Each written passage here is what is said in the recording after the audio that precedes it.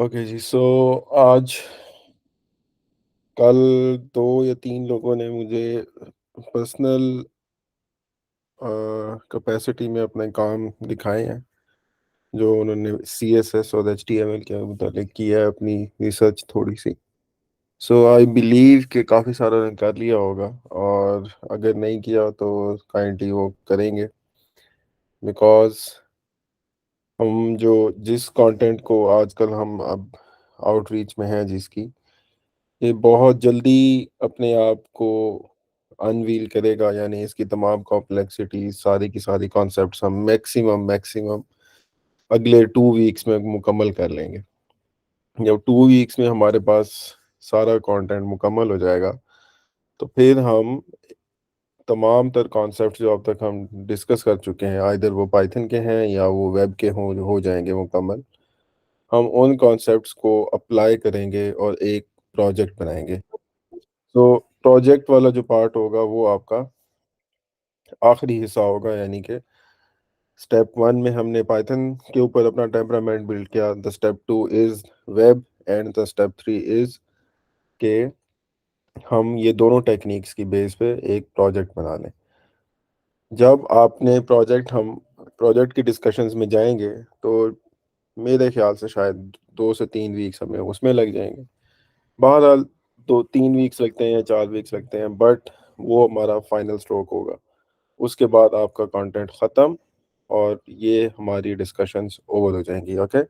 सो ये आगे वाले जो आपके पास कुछ टाइम आ रहा है, तकरीबन 1.5 से 2 महीने का, ये बहुत इंपॉर्टेंट टाइम है। इसके अंदर आप लोगों को चाहिए कि जो कुछ भी हम डेली बेसिस पे डिस्कस कर रहे हैं, इतना ज़्यादा मटेरियल डिस्कशन में नहीं होता। मैं आपको एनालॉजी ज़्यादा देता हूँ, कंटेंट बहुत, उसकी जो बम्बार्डमेंट है कंटेंट की, वो बहुत स्लो रखी हुई है मैंने।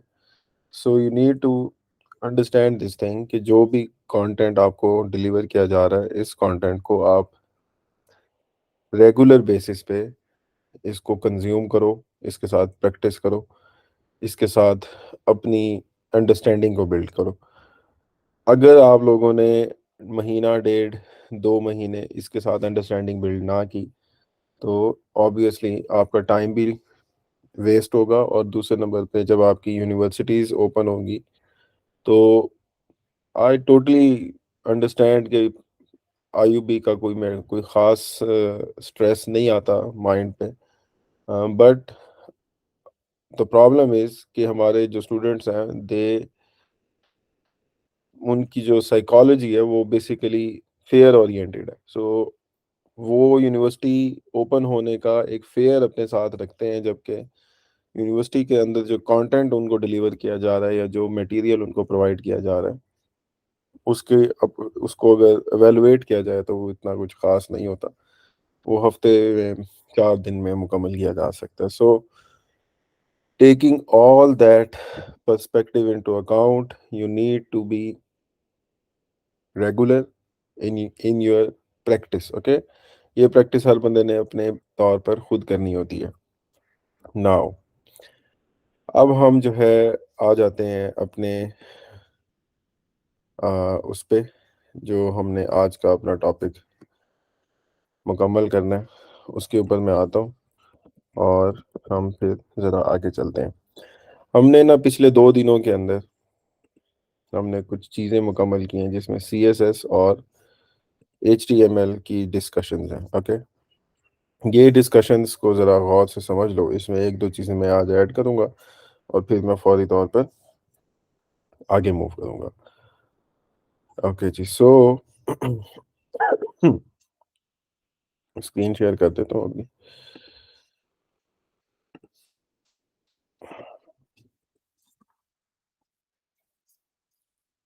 ओके जी। So I believe screen share हो रही होनी है मेरी। सो ये जो लास्ट टाइम हमने ना एक जहाँ से स्टार्ट किया था एचटीएमएल और सीएसएस को, तो हमने ये अपनी एक फाइल बनाई थी, test dot H T M.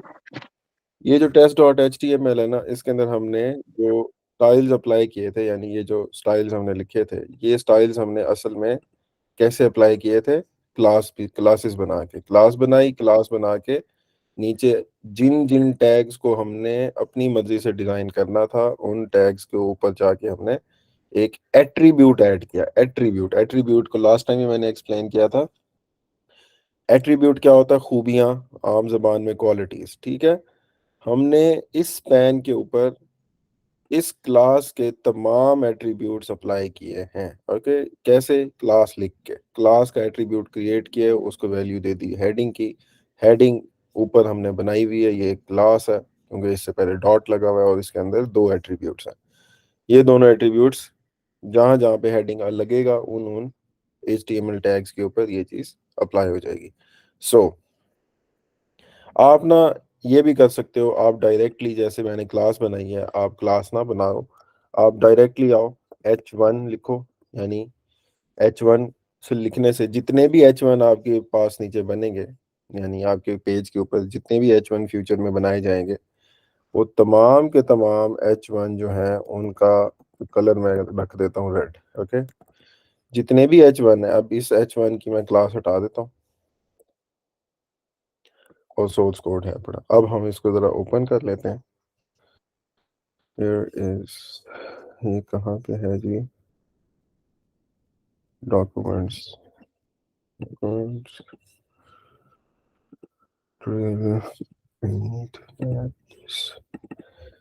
तो देखें जी, ये देखो, ये सोर्स कोड आपके पास रेड आपको यहाँ पर नजर आ रहा है। सो बेसिकली आपके पास जो मैं पॉइंट समझाना चाह रहा था, आपके पास स्टाइल्स अप्लाई करने के कितने तरीके तरीके हैं। या तो आप ये क्लासेस के जरिए क्लास बनाकर अप्लाई करें, या आप डायरेक्टली टैग का नाम लिखें और उसको आप जो है अप्लाई कर दें उसमें जो भी स्टाइल्स हैं। इन दोनों में एक फ़र्क है, इस तरह के से स्टाइल्स बनाने में और इस तरह से स्टाइल्स बनाने में फ़र्क है। वो क्या फ़र्क है? आपने जब सेलेक्टर यानी ये टैग के ऊपर आप जब स्टाइल लगाते हो ना, बेसिकली स्टाइल बनाते हो, तो बॉडी के अंदर उस तरह के जितने भी टैग्स हैं वो सारे के सारे टैग्स बदल जाएंगे। हो सकता है कि आप चाहें कि कुछ H1 तो बदले हो लेकिन कुछ H1 ना बदलें, ठीक है। ऐसा होता है, ऐसे केसेस निकलते हैं कि जहां पर आपने सेलेक्टिवली यानी H1 के जितने भी टैग्स हैं उनमें से कुछ टैग्स को टारगेट करना होता है, ना कि सारे के सारे H1 टैग्स को। तो उस तरह की सिचुएशन में आपने यहाँ पर आप क्लास बनाते हो, जहां जहां पे आपने चेंज करना हो वहां पर आप ये क्लास लगा दो। जिस H1 को आपने नहीं बदलना, आप वहां पर वो क्लास नहीं लगाते।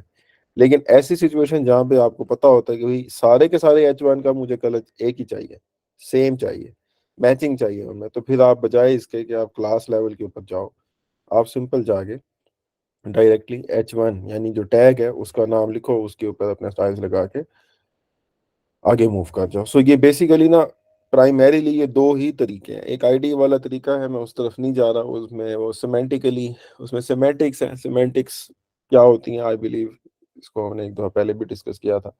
सो लेटर ऑन जाके ना आईडी का जो तरीका है वो आपको समझ में आ जाएगा। बट प्राइमरीली ये दो ही आपके पास स्टाइल्स अप्लाई करने के तरीके हैं।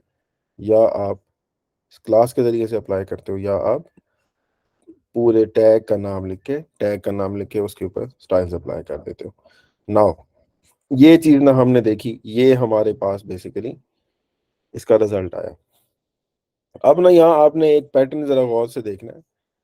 वो पैटर्न क्या है कि ये जी, जो भी आपकी HTML की फाइल बन रही है ना, जो भी आप HTML की फाइल बनाते हो, उसको जब जब आपने रन करना होता है तो आप जाकर बेसिकली उसके ऊपर डबल क्लिक करते थे और वो वेब ब्राउजर में ओपन हो जाती थी। नाउ अब अब मैं ये चाहता हूँ कि ये जो मेरा कोड था, याद है सबको, इस कोड में हमने क्या किया था? इस कोड में हमने बेसिकली दो राउट्स ऐड किए थे। एक ये जो अपर राउट है, ये फर्स्ट वाला जो है, इसमें हमने ये पाथ वेरिएबल ऐड किया था और ये हमारा नॉर्मल पाथ है। ओके, आज मैं ये करता हूँ, एक मैं नया पाथ ऐड करता हूँ, ऐप डॉट राउट, और इसका नाम मैं रखता हूँ सर्व HTML। आप अपनी मर्जी से रख सकते हो कुछ भी, एनीथिंग।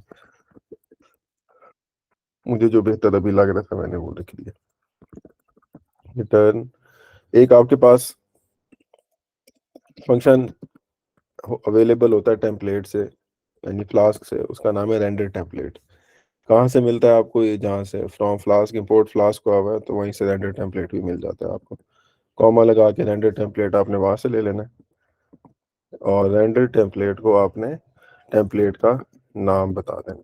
ठीक है, हमारा जो टेम्पलेट है उसका नाम मैं रखने जा रहा हूँ test.html। ये test.html ये पॉइंट है, इसको गौर से समझें, सारे के सारे जरा एक्टिव हो जाए। इसके अंदर जरा देखो मैं करने क्या जा रहा हूँ। मैं ये जा रहा हूँ कि मेरा बनाया हुआ जो पेज है ये test.html ये वाला, ठीक है। मुझे डबल क्लिक करके इसको चलाने की जरूरत ना पड़े। मेरा वेब सर्वर जो है, कहाँ है वेब सर्वर मेरा? ये वाला फ्लास्क टेस्ट जो है, फ्लास्क टेस्ट के जब चल रहा हो तो उसके ऊपर जब मैं पाथ हिट करूं, कौन सा? सर्व एचटीएमएल, तो मेरा सर्वर ही, यानी फ्लास्क टेस्ट मेरा जो सर्वर है, ये सर्वर ही मुझे ये test dot H T M L show करवा दे। ओके, मुझे इसको डबल क्लिक करके चलाने की जरूरत ना पड़े, मेरा जो सर्वर है वो ही इस टेम्पलेट को सर्व कर दे। Got it? ये पॉइंट सबको क्लियर है?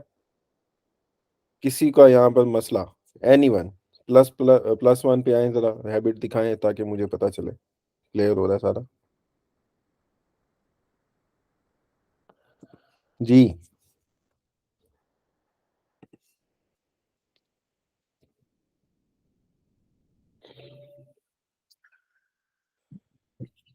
ओके, दो और तीन ही बंदे हैं सारे। अच्छा, तीन हो गए। ओके जी, सो अब ना मैं क्या करता हूँ, मैं सिंपल सा आके डॉक्यूमेंट्स अप्रैल 9 एंड हमारे उसका क्या नाम है, फ्लास्क, ये कहाँ पर पड़ा हुआ है जी? 9 के फ्लास्क टेस्ट।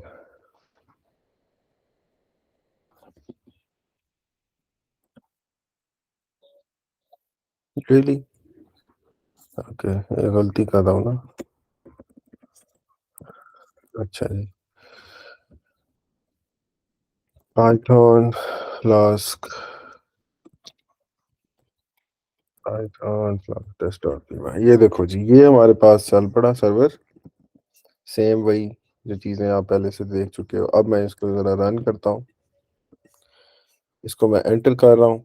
ये एंटर के टाइम पे, क्योंकि पहली जब जब हम डायरेक्टली हिट करते हैं तो किस बात पे रिक्वेस्ट जाती है? जल्दी जल्दी बताए कोई। स्लैश पे सर। स्लैश पे, गुड। स्लैश पे जा रही है, मुझे चाहिए रिक्वेस्ट सर्व एच टी एम एल पे। ओके, मैंने सर्व एच टी एम एल पे रिक्वेस्ट की, एंटर किया। अब देखते हैं जी हमारे पास क्या मसला आ रहा है, सर्वर पे चेक करते हैं क्या मसला आ रहा है। मसला यहाँ पर ये आ रहा है, ये देखो गौर से देखो। मैंने उससे आखिरी रिक्वेस्ट कौन सी किया? ये वाली रिक्वेस्ट। इस रिक्वेस्ट के बारे में कोई मुझे बताए, इस लाइन को देख के क्या हुआ जी यहाँ पे? एनीवन? जल्दी जल्दी, क्या हुआ जी? मैंने वहां पे देखो सर्व एचटीएमएल पे रिक्वेस्ट की है, उसने कहा नॉट फाउंड, नीचे उसने एक लाइन प्रिंट की है, और सर्वर के ऊपर ये एक लॉग आया है। ये लॉग को जरा एक्सप्लेन करे कोई।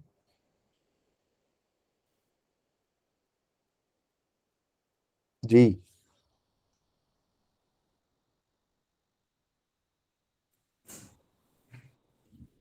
यहाँ पे सर और जो और जी है जी, कि आई आपकी आवाज कट रही है। फोर्थ।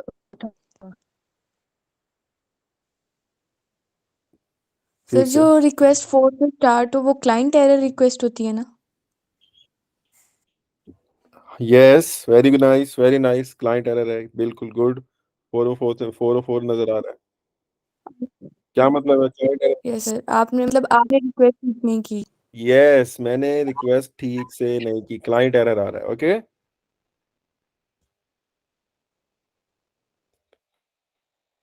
ठीक है जी। ये कैसे पकड़ा है? हमने कोड से पकड़ लिया। ठीक है, ये जो कोड प्रिंट हुआ है यहाँ पे 404 का, ये 404 ने हमें बताया है कि भाई आपने जो एक क्लाइंट एरर जो है ना वो आपके एंड पर मौजूद है, ये क्लाइंट एरर को ठीक कर दो 404 पे। अच्छा, हमने ना यहाँ पर एक छोटी सी मिस्टेक अभी एक की है। वो मिस्टेक क्या की है देखो जरा गौर से यहाँ पे। ये जो रेंडर टेम्पलेट है ना, रेंडर टेम्पलेट, इस रेंडर टेम्पलेट को हमने कहा है कि भाई test.html को आपने स्क्रीन पर शो करवा देना है, रेंडर करवा देना है। रेंडर, रेंडर का मतलब एक तरह से आप यूं समझो डिस्प्ले करवाना होता है। Render is another word for display. Okay, so हमने अपने सर्वर को कहा था कि जब तुम्हारे पास सर्व HTML पे रिक्वेस्ट आए ना, तो तुमने क्या करना है, तुमने डिस्प्ले कर देना है टेम्पलेट को। और टेम्पलेट को हम किसे कहते हैं, टेम्पलेट हम HTML फाइल को कहते हैं। ठीक है, जब भी आप वेब के अंदर आओगे, वेब के अंदर टेम्पलेट का लफ्ज सुनोगे, तो टेम्पलेट का मतलब है HTML की file. Simple is that. Render template का मतलब, अगर मैं आसान लफ्जों में कहूँ, डिस्प्ले टेम्पलेट। किसे करो, किस टेम्पलेट को करो, test.html को। अच्छा, अब फ्लास्क है ना, यहाँ पर क्या करता है, फ्लास्क जब भी रेंडर टेम्पलेट के फंक्शन को प्रोसेस करने के लिए जाता है ना, वो क्या करता है, वो सबसे पहला काम ये करता है कि Flask test dot P Y है ना, ये जिस फोल्डर में पड़ा हुआ है, ये देखो मेरा मेरा जो यहाँ पे पाथ नजर आ रहा है, वो आपको क्या नजर आ रहा है, documents, tech drill, ninth day और Flask dot P Y. Basically Flask test dot P Y जो मेरी फाइल है, ये किस फोल्डर में पड़ी है, नाइन्थ डे के अंदर। ओके,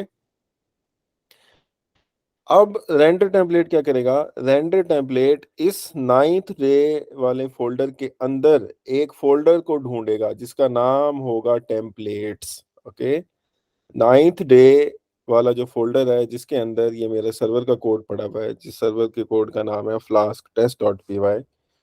फ्लास्क नेचुरली क्या करेगा, वो ये करेगा, ये सारा कोड जो आपको नजर आ रहा है, ये जिस फोल्डर में पड़ा हुआ है, उसी फोल्डर के अंदर वो एक और फोल्डर ढूंढेगा।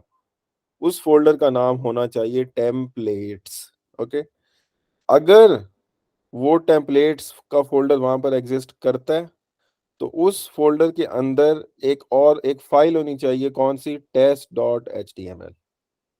बहुत से सुनो इस बात को, फ्लास्क test.py जिस फोल्डर में पड़ा हुआ है, उस फोल्डर में एक फोल्डर का होना जरूरी है जिसका नाम होना चाहिए टेम्पलेट्स। और उस टेम्पलेट्स के अंदर ये नाम की, ये जो रेंडर टेम्पलेट को हमने नाम पकड़ाया है test.html, ये वाली फाइल उसके अंदर हर हाल में होनी चाहिए। फिर जाके जब ये सर्व HTML पे रिक्वेस्ट आएगी और हमारा फंक्शन जो है वो रेंडर टेम्पलेट को यूज कर रहा होगा, तो रेंडर टेम्पलेट क्या करता है, वो टेम्पलेट्स के फोल्डर में जाता है और उस फोल्डर के अंदर जाके इस नाम की फाइल को ढूंढता है। अगर उसको ये फाइल वहां पे मिल जाती है, तो वो फाइल शो करवा देता है। अगर ये फाइल उसको वहां पर नहीं मिलती, तो ऑब्वियसली एरर शो करवाएगा। Understand now.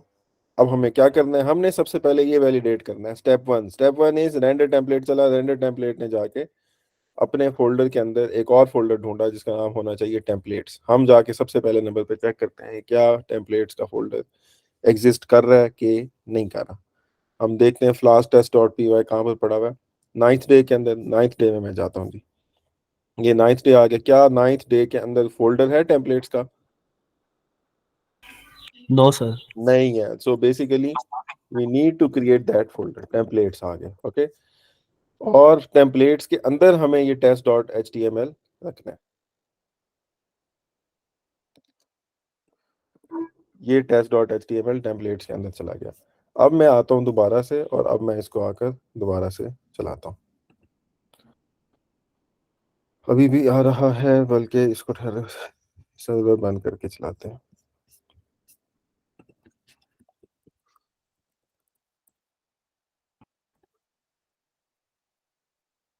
एरर आ रहा है जी। एरर क्या आ रहा है, you are the rule params की must start with a slash.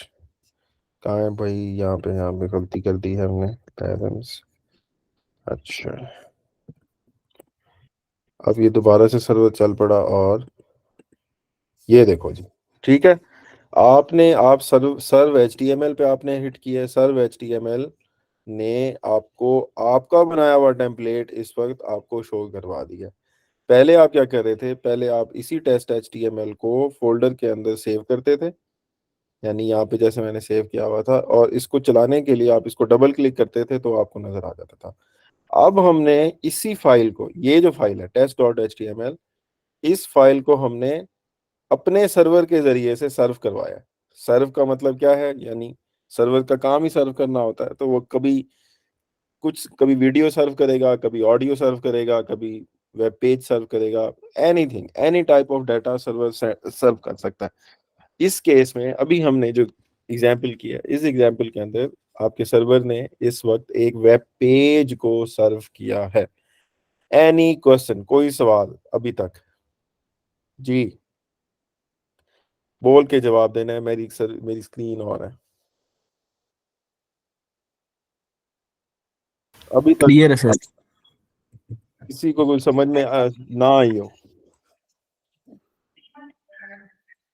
Clear है सर। क्लियर है? सबको क्लियर है? हाँ जी सर, क्लियर है। ग्रेट। ओके जी, so you need to understand this thing. इस पैटर्न को समझना है आपने। वो पैटर्न क्या है? वो पैटर्न सिंपल सा है। रेंडर टेम्पलेट करता क्या है? रेंडर टेम्पलेट असल में जिस फाइल में रेंडर टेम्पलेट यूज हो रहा है, उस फोल्डर के अंदर जाके एक और फोल्डर ढूंढता है। रेंडर टेम्पलेट देखो, फ्लाश टेस्ट जो है, ये फ्लाश टेस्ट पड़ा है और इस फ्लाश टेस्ट के अंदर रेंडर टेम्पलेट यूज हो रहा है। इसी फोल्डर के अंदर एक और फोल्डर का होना जरूरी है, टेम्पलेट्स का। उसके अंदर वो test.html फाइल का होना जरूरी है, जो आप रेंडर टेम्पलेट के साथ आपने रेंडर टेम्पलेट को पास किया। सो इस तरह से चीजें काम करती हैं कि server I am sorry server के जरिए से आपने अपने वेब पेज को सर्व करवाया। नाउ अब हम जरा आते हैं रियल स्टफ के ऊपर। मैं अब यहाँ पर कुछ लंबी चौड़ी कहानी नहीं करता, मैं ये एक लाइन कॉपी करता हूँ और इधर आकर कर देता हूँ सेव। ओके, और से देखो मैंने क्या किया। मैंने यहाँ पर बेसिकली कुछ भी नहीं किया। ये जो पैरम्स वाली की थी, ये वाली याद है ना? हमने पैरम्स और उसके बाद जो की देते थे, की के अंदर हम फ्रूट का नाम देते थे, ठीक है? फ्रूट का नाम देते थे। फ्रूट का जो नाम है ना, वो फ्रूट के नाम जब यूआरएल में जाता था तो वो हमें उस फ्रूट का कलर पता चल जाता था। ओके, हम यही काम हम चाहते हैं कि भाई हमारा जो ये टेम्पलेट है, रेंडर टेम्पलेट यानी टेस्ट.html जो है बेसिकली ये डाटा हमारे पास इसके अंदर शो। अभी दिखाता हूँ ये इस बात का मतलब क्या है। अभी मैं इस चीज को डिस्कस करता हूँ, डोंट वरी अबाउट इट। ये हमारा टेम्पलेट, इसको मैं ओपन कर लेता हूँ सबलाइन में। ये ओपन हो गया और मैं नीचे आता हूँ और नीचे आकर ये जो सोर्स कोड है इसकी जगह मैं कर्ली ब्रैकेट्स लिख रहा हूँ और फ्रूट कलर मैंने लिख दिया। Okay, fruit colour. गौर से देखो इस बात को। H1 यानी बॉडी टैग है, बॉडी टैग के अंदर H1 का टैग है और उसके अंदर मैंने क्या किया? करली ब्रैकेट्स लिखे हैं, 2 दफा ओपन, 2 दफा क्लोज, और अंदर लिखा है एक loves fruit colour. Fruit colour क्या है? एक वेरिएबल का नाम है। ये वेरिएबल आएगा कहाँ से, वही दिखाता हूँ अभी। ओके, वही दिखाना है आपको कि ये वेरिएबल आया कहाँ से। मैंने सिंपल सा ये फ्रूट कलर, आप अपनी मर्जी से भी वेरिएबल का नाम लिख सकते हो, जरूरी नहीं है कि यही आपने लिखना है। मैंने ऐसा लिख दिया है, मेरे जहन में यही आया। आप अपनी मर्जी से भी फ्रूट का यानी वेरिएबल का नाम लिख सकते हो। अपना नाम बेशक यहाँ पर लिख दो, कोई ऐसी बात नहीं है। इसको मैं सेव कर दिया। मैंने सेव करने के बाद इसे मैं कर रहा हूँ क्लोज। अब मैं आता हूँ वापस सर्वर के कोड में। ये मेरा सर्वर का कोड आ गया। इस सर्वर के कोड के अंदर मैं यहाँ पर एक लफ्ज लिख रहा हूँ, कॉन्टेक्स्ट, और उसके अंदर मैं लिख रहा हूँ जी एक डिक्शनरी, फ्रूट कलर, और हम क्या कर रहे थे? फ्रूट मैप, और फ्रूट मैप में से वो की। ओके, एनीवन इसको थोड़ा सा मैं आसान करता हूँ। ये जो पूरी लाइन है, ये पूरी लाइन, इस पूरी लाइन के बारे में कोई मुझे बताए। ये जो पूरी लाइन है ना, ये आपको क्या लग रहा है, ये क्या है? कोई भी बताए मुझे आप में से।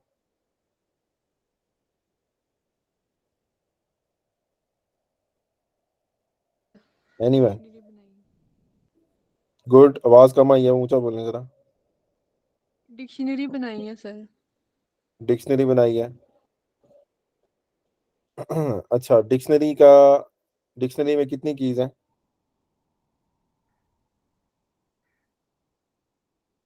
एक किया और उसकी वो हाँ, की का नाम क्या है? Fruit colour sir. Fruit colour. उसकी वैल्यू हमने क्या दी है? फ्रूट मैप दिया। फ्रूट मैप दिया। ग्रेट। अच्छा, ये जो डिक्शनरी है ये कहाँ पे, किस में पड़ी हुई है?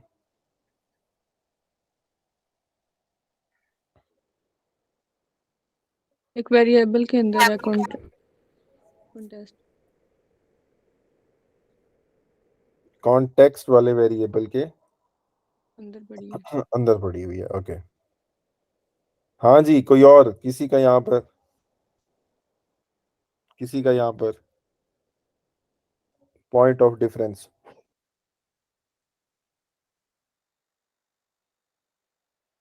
हम्म। ओके, सही कहा इन्होंने।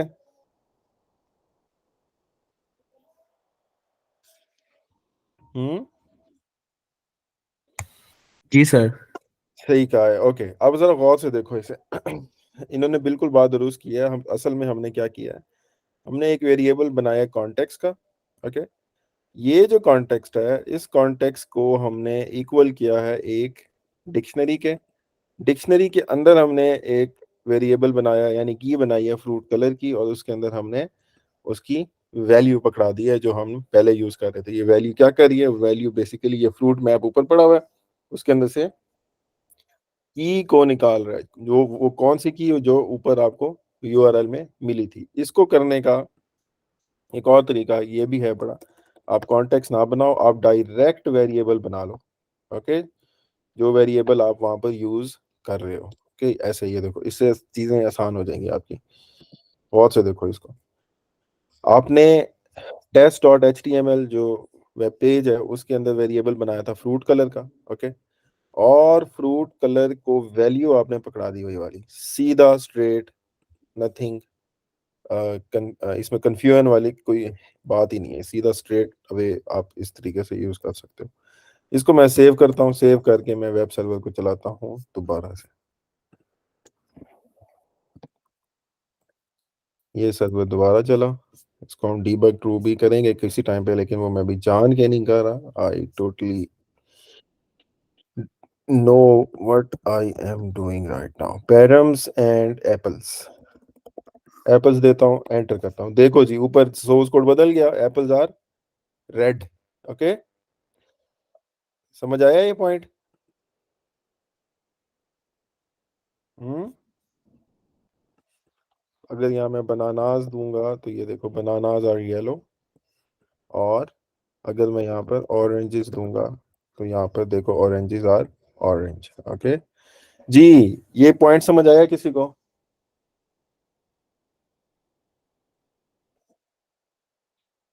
कि ये काम कैसे हो रहा है। ऑरेंजेस लिखता हूँ तो उसका कलर सामने वेब पेज पे अपीयर हो जाता है। बनानास लिखते हैं तो उसका कलर वेब पेज पे अपीयर हो जाता है।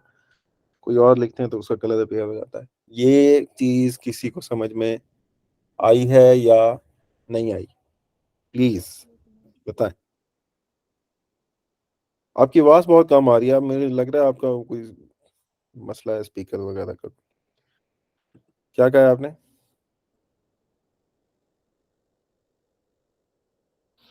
किसको समझ में नहीं आई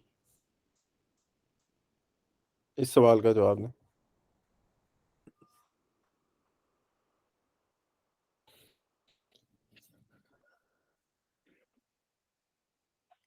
बोलो सर यार। पहले भी तो ऑरेंजेस आर ऑरेंज आ रहे थे, तो अभी हमने कोड के अंदर चेंजिंग क्या की है वही तो। गौर से देखो, पहले और अब वाले में क्या फर्क है, कोई बताएगा?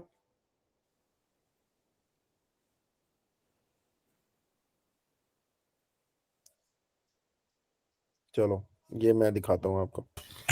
सर अब हम उन्हीं फ्रूट वालों को उसमें H1 में प्रिंट करवा रहे हैं, हेडिंग एच में। वन कहाँ पे पड़ा हुआ है? H1 कहाँ पे पड़ा हुआ है? H1 में हमने सारी ये फ्रूट कलर दे दिए, वो test.html फाइल में पड़ा हुआ। s.html में पड़ा हुआ है, वेब पेज सर्व करवा रहे हैं। गौर से समझो भाई, ये सवाल आपने जो किया ना, इसको जरा गौर से समझो। पहले हम देखो जरा, पहले हम जो रिस्पॉन्स कर रहे थे ना, वो इस तरीके से कर रहे थे, जैसे नीचे वाले लाइन नंबर 18 के ऊपर मैंने भी हाईलाइट किया। लाइन नंबर 18 से जब रिस्पॉन्स जाता है ना, तो असल में आपके पास सिंपल एक स्ट्रिंग जाती है वेब ब्राउजर के ऊपर, जो कि प्रिंट हो जाती है। जो लाइन नंबर 13 है, यहां से पूरे का पूरा वेब पेज जा रहा है। गौर से समझो, यहाँ पर स्ट्रिंग जा रही है सिर्फ, और यहाँ पर पूरा वेब पेज जा रहा है। दोनों के रिस्पॉन्सेज में फर्क है। इस रिस्पॉन्स में एक सिर्फ मामूली सी स्ट्रिंग जा रही है, और इस रिस्पॉन्स में पूरे का पूरा वेब पेज जा रहा है। हमने जो वेब पेज जा रहा है ना, वेब पेज के अंदर हमने अपनी मर्जी का डाटा प्लेस करवा दिया। ओके, ये यहाँ पर आपको ये पुरानी फाइल खुली हुई है, मैं दिखा देता हूँ। ओपन विद, ये देखो, ये वाला वेब पेज जा रहा है, और इस वेब पेज के अंदर हमने अपनी मर्जी का जो डाटा है वो प्लेस करवाया है, बजाय इसके कि हमारे पास सिंपल प्लेन स्ट्रिंग जा रही होती। ओके, प्लेन स्ट्रिंग अब नहीं जा रही हमारे पास, अब हमारे पास अपनी मर्जी का डाटा जा रहा है। और वो डाटा क्या है? वो डाटा ये असल में फ्रूट मैप यानी फ्रूट का कलर है, जो कि हम बार बार test.html में प्लेस करते हैं। जी, सवाल का आंसर हुआ है और मिला है आपको, या अभी है कंफ्यूजन? जी सर, समझ आ गई। गुड। अच्छा, अब यहाँ जो आखिरी पॉइंट है ना, इस आखिरी पॉइंट को जरा समझ लें सारे के सारे, ये बहुत इंपॉर्टेंट पॉइंट है। इस पॉइंट को ना आपने जरा गौर से समझना है, और फिर आपको समझ में आएगा कि एक कॉन्सेप्ट है जिसे हम कहते हैं स्टैटिक, और दूसरा कॉन्सेप्ट है जिसे हम कहते हैं डायनामिक। ये लफ्ज सुने हुए हैं दोनों आपने, स्टैटिक और dynamic. Static content, dynamic content, university में किसी सब्जेक्ट में कभी ये सुना है? Static pages, dynamic pages, static content, dynamic content, या स्टैटिक या डायनामिक, ये लफ्ज सुने हैं कभी? बोलें यार, बोलें, जल्दी जल्दी बोलें, बोल के जवाब दें, because screen yes different sir. है। सुने हुए हैं? किसने सुने हैं? जी सर, सुने हुए हैं। ओके, और किसने नहीं सुने हुए ये लफ्ज? Static, dynamic, static content, dynamic content, static pages, dynamic pages, किसने सुने नहीं सुने हुए?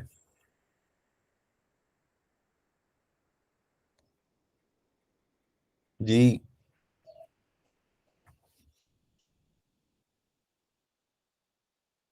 बोलें प्लीज।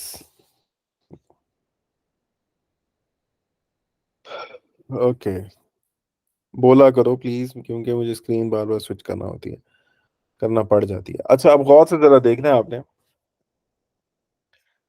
मैं यहाँ पर वेलकम के ऊपर भी हिट करके दिखाता हूँ आपको। वेलकम, अब वेलकम पे मैंने हिट किया है, आपके सामने लिखा हुआ आया है वेलकम होम। इस वेलकम होम को मैं बार बार चाहे करूं, यानी बार बार इसी रिक्वेस्ट पे को मैं एंटर करता रहूं, यानी वेलकम के ऊपर बार बार रिक्वेस्ट करता रहूं, ये रिजल्ट इसका सेम रह रहा है। ओके, रिजल्ट चेंज बिल्कुल भी नहीं हो रहा। इसके बरक्स मैं यहाँ पर पैरम्स लिखता हूँ, और पैरम्स लिख के एप्पल्स भेजता हूँ, तो एप्पल्स रेड आ जाता है। ऑरेंजेस भेजता हूँ, ऑरेंजेस का कलर आ जाता है। देखो, ये मेन, ये जो पेरेंट है ना, ये वाला पाथ आपका सेम रह रहा है। ओके, आप यहाँ पे वेरिएबल की वैल्यू बदलते हो, जबकि आपका ये जो पाथ है ना, ये पाथ सेम है। ओके, इसी सेम पाथ पे जब आप ऑरेंजेस भेजते हो तो ऑरेंजेस आ जाता है, ऑरेंजेस का कलर आ जाता है। एप्पल्स भेजते हो तो एप्पल्स का कलर आ जाता है। इसी तरह बनानास भेजते हो तो बनानास का कलर आ जाता है। ओके, इसके बरक्स क्या है? इसके बरक्स वेलकम पे जब आप करते हो तो वेलकम होम ही है। इस पे जितनी मर्जी रिक्वेस्टें भेजते रहो, आपके पास रिजल्ट सेम ही रहेगा। इस पॉइंट को जरा गौर से समझ लो। वो पॉइंट क्या है? वो पॉइंट ये है कि भाई, पैरम्स के बाद जो आप वेरिएबल की वैल्यू भेजते हो ना, उस वेरिएबल की वैल्यू भेजने से आपका नीचे वाला जो कंटेंट है ये बदल लेता है खुद को। ये वाला जो कंटेंट अपने आप को बदल रहा है, यानी इस पेज का जो कंटेंट है, यहाँ पे वेरिएबल चेंज होने से पेज भी एक तरह से आप क्या समझो कि पेज भी बदल जाता है। एप्पल्स लिखते हो तो पेज और होता है, ऑरेंजेस लिखते हो तो पेज के अंदर कंटेंट और होता है, और इसी तरह बनानास लिखते हो तो पेज का कंटेंट और होता है। जब रिक्वेस्ट से एक ही पाथ पे जा रही है, एक ही पाथ पे रिक्वेस्ट जा रही है, लेकिन वेरिएबल के बदलने से नीचे कंटेंट बदल रहा है, आप इसको क्या कहोगे? ये क्या है? डायनेमिक कंटेंट है। ओके, डायनेमिक का मतलब होता है वो चीज जो बदल रही हो खुद को, जिसमें चेंजेस आ रहे हो। ओके, उसको कहते हैं ये है डायनेमिक। आप पैरम्स के पाथ के ऊपर कभी एप्पल्स भेजते हो, कभी मैंगोज भेजते हो, कभी बनानास भेजते हो, जो मर्जी वेरिएबल भेजते हो, आपका जो नीचे वाला कंटेंट है वो वेरिएबल के जाने से बदल जाता है। तो ये जो आपका कंटेंट है ना, इसको आप कहोगे कि ये क्या है? ये असल में डायनेमिक कंटेंट है। वेरिएबल आया, कंटेंट बदल गया, नया वेरिएबल आया, पुराना नया कंटेंट आ गया, फिर वेरिएबल कोई और आया, कंटेंट बदल गया। ओके, इसको आप कहते हो ये है डायनेमिक कंटेंट। इसके बरक्स जब मैं वेलकम पे क्लिक करता हूँ, वेलकम पे रिक्वेस्ट भेजता हूँ, अब मैं इस पे जितनी मर्जी रिक्वेस्ट नहीं भेजता रहूँ, ओके, आपके पास रिजल्ट सेम है, ये रिजल्ट नहीं बदलता। ओके, इस रिजल्ट को आप क्या कहते हो? इस पे जितनी मर्जी रिक्वेस्टें भेज दो, जो मर्जी कर लो, रिजल्ट क्योंकि आपके पास वेलकम ही रहेगा, जितनी मर्जी वेलकम पे रिक्वेस्टें भेजते रहो। इसको आप कहते हो ये क्या है? ये है स्टैटिक कंटेंट। स्टैटिक का मतलब होता है ठहराव, खड़ा हुआ पानी, पानी एक जगह के ऊपर रुका हुआ है, इसको आप कहते हो ये पानी अपने आप में स्टैटिक है, स्टैटिक। ओके, सो इसका जो कंटेंट है, यानी वेलकम पे रिक्वेस्ट जब आप करते हो तो असल में वेलकम कंटेंट, वेलकम होम जो है, ये पेज एक पॉइंट पर, यानी एक ही स्टेट में रहता है, नहीं बदलता खुद को, जितनी मर्जी रिक्वेस्ट में भेज दो। तो आप क्या कहोगे कि ये असल में क्या है? ये बेसिकली स्टैटिक कंटेंट है, static content. So static content में और डायनामिक कंटेंट में फर्क समझ में आया कि नहीं आया? आखिरी में एक एग्जांपल आपसे मैं पूछूंगा सवाल, और फिर उसके बाद छुट्टी है आपकी। जी, आ गया समझ सर। सबको यस समझ में आया? क्लियर है? स्टैटिक डायनामिक क्लियर है सबको? यस जी सर सर क्लियर है। Very nice, very nice. Now अच्छा जी, अब मैं आखिरी एग्जांपल, उसके बाद छुट्टी है। सबके फेसबुक अकाउंट हैं? Yes sir. यस सर, हाँ जी, सबके हैं। Yes sir great. अच्छा, अब जरा गौर से समझो, फेसबुक के अंदर घुसना है आपने। अभी आपने, हर बंदे ने फेसबुक जब ओपन करनी होती है तो वो क्या करता है? स्टेप वन क्या करता है वो?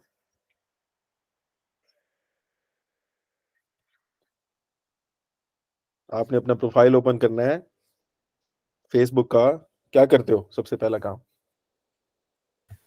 होम पेज पे सर वो लेके जाता है, लॉगिन, पहले सबसे पहले लॉगिन, फिर वो होम पेज पे ले जाता है। होम पेज पे लेके जाता है। अच्छा, जब आप होम पेज पे जाते हो तो किसका होम पेज खुलता है? फेसबुक का सर। सर यूजर फेसबुक, का अपना। यूजर का अपना। गुड, वेरी गुड, ये अच्छा बच्चा था। गुड, अच्छे बच्चे सारे हैं, लेकिन ये the more technical answer is कि यूजर का अपना पेज खुलता है। ओके, सबके साथ ऐसे होता है? जी सर। हाँ जी, सबके साथ ऐसे होता है कि नहीं होता? जब भी होम पेज खुलता है तो अपना ही होम पेज खुलता है, किसी और का नहीं खुलता। सबके साथ? कोई और बताए जी, वैलिडेट करें। यस सर, जिनको आप फॉलो कर रहे हो तो सिर्फ उनकी ही आपको वेब पेजेस पे इंफॉर्मेशन आ रही होती है। ओके, अच्छा, अब मुझे बताओ कि फेसबुक का होम पेज स्टैटिक है या डायनामिक है? यस, बताओ मुझे। ये जो होम पेज है, इज इट अ स्टैटिक और अ डायनामिक? ये स्टैटिक है या डायनामिक है? डायनेमिक है सर। डायनामिक है, वजह, रीजन? सर अब जब वो दोबारा खोलोगे तो वो रिफ्रेश होके वो कंटेंट चेंज कर देता है फिर। कंटेंट चेंज कर देता है। एनीवन, कोई और रीजन है जी? गुड, मुजम्मिल। वो पेज डायनामिक है, क्यों है डायनामिक यस आपकी सर, नजर से? डायनामिक है। नहीं वो तो है, कितनी दफा बताओगे? सर क्योंकि जो भी बंदा अपना होम पेज पे क्लिक करता है तो उसी का शो होता है, वेरी गुड। क्योंकि मिलियंस ऑफ यूजर हैं तो हर बंदे का अपना अपना शो हो रहा है। हर बंदे का अपना अपना होम पेज है, किसी को किसी दूसरे का होम पेज नजर नहीं आता। यस। जब भी कोई बंदा होम पेज अपना ओपन करता है तो उसका होम पेज उसी के प्रोफाइल के मुताबिक उसको नजर आता है, किसी और का होम पेज उसको नजर नहीं। नहीं आता। जबकि होम पेज ओपन करने का तरीका एक ही है, यूआरएल एक ही है, पाथ एक ही है। ओके, एक ही पाथ पे सारे की दुनिया के यूजर्स क्लिक करते हैं, जबकि उसी पाथ पे क्लिक करने से हर बंदे के पास होम पेज का अलग अलग डाटा शो हो रहा होता है। Okay, got it? क्लियर सबको? तो बेसिकली जी सर। होम पेज जो है वो असल में डायनेमिक कंटेंट आपके साथ शेयर कर रहा है। Okay, understand? जी सर। ग्रेट। अच्छा, अब आते हैं एक और एग्जांपल पे। अनदर एग्जांपल इज, आपने फेसबुक पे लॉग इन करना है, यानी the page where you put your log in information. Okay, यानी कि किसी ने अभी वो पेज ओपन किया है और उसने अपना यूजर नेम और पासवर्ड वहां पर एंटर करना है। आप मुझे बताएं कि ये जो पेज है इटसेल्फ, जिसको हम साइन अप या साइन इन पेज कहते हैं या लॉग इन पेज कहते हैं, ये लॉग इन पेज स्टैटिक है या डायनामिक है? स्टैटिक है सर। स्टैटिक है। अच्छा, कोई और बताएं जी, और बताए कोई। यस सर, स्टैटिक है। स्टैटिक है, अच्छा। और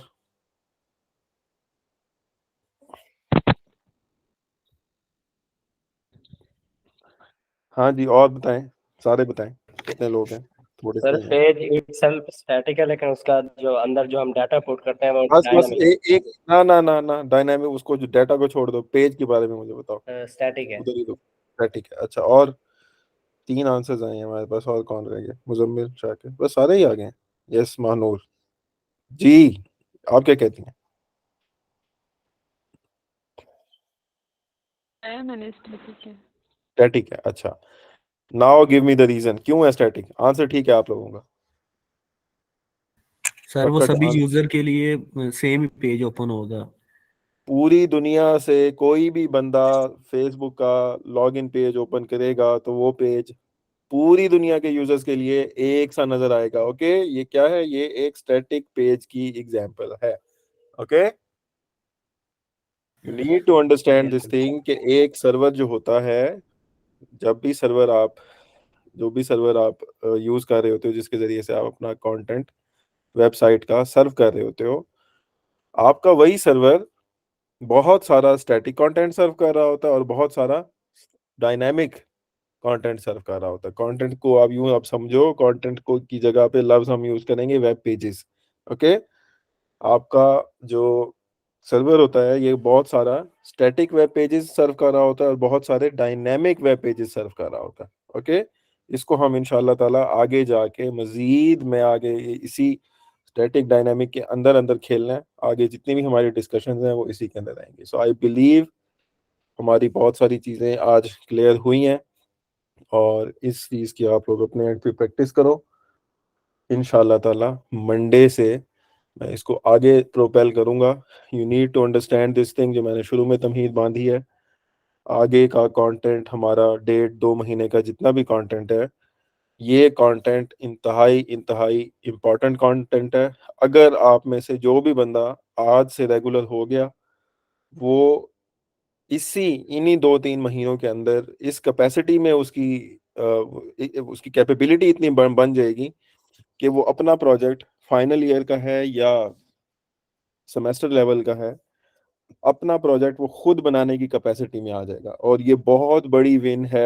आई टोटली अंडरस्टैंड आईयूबी के लेवल के ऊपर जिन बच्चों को वेरिएबल्स के कॉन्सेप्ट सीधे नहीं होते, उनमें से अगर एक सितारा अपना पूरे का पूरा प्रोजेक्ट हैंडल करने की कैपेसिटी में आ जाता है तो it's a very very big win. Okay, और ये चीज़ आपको फिर आपके प्रोफेशनल लाइफ में बहुत हेल्प करेगी।